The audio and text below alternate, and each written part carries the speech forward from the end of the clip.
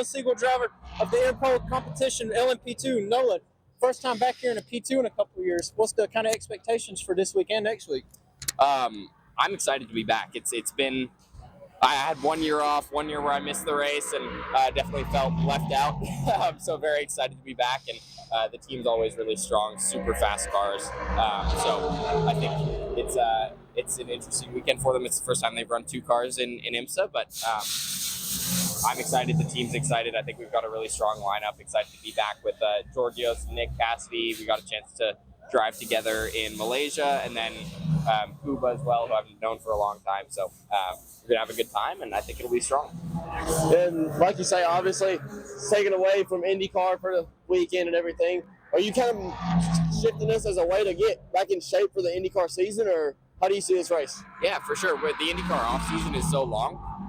Like last year, I didn't drive a race car at all for I think 5 months, which is not ideal, right? If you think about it, like what professional sport do you not get to practice in? So I think for me, from an IndyCar perspective, I think it's really beneficial to just be in a race car and be driving something other than the sim. That's great, but it's not the same.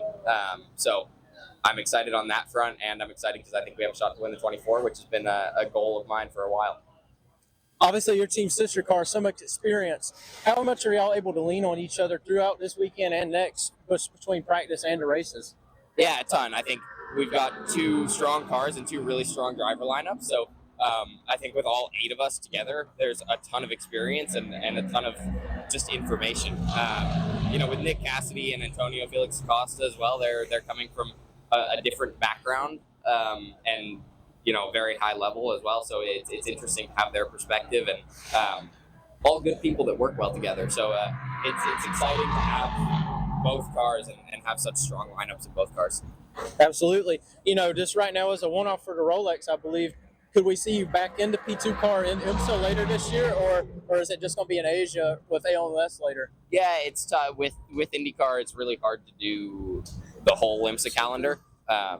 And obviously this is the race with 4 drivers, so it kind of opens up more opportunity to do it as a one-off. But I would love to. I love racing in IMSA. I love endurance racing in general, and I've always enjoyed driving the P2 car. It's a really fun car to drive.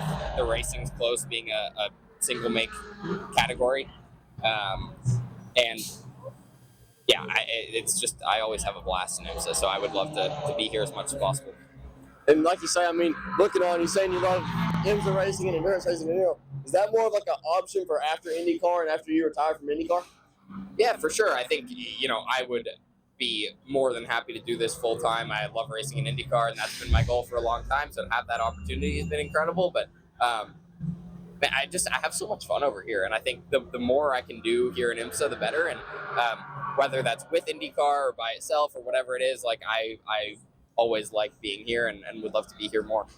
All right, and like you said, everyone be on the lookout for the number 343 in the Inter-Europol LMP2 car. For now, this is Speedway Reports Media. I'm Lyman. I'm Jordan. That's Lyman, and you've been with Nolan Siegel. Thank you, Nolan. Thank you, Nolan. Thanks, guys. Good to see you again, Nolan. See ya.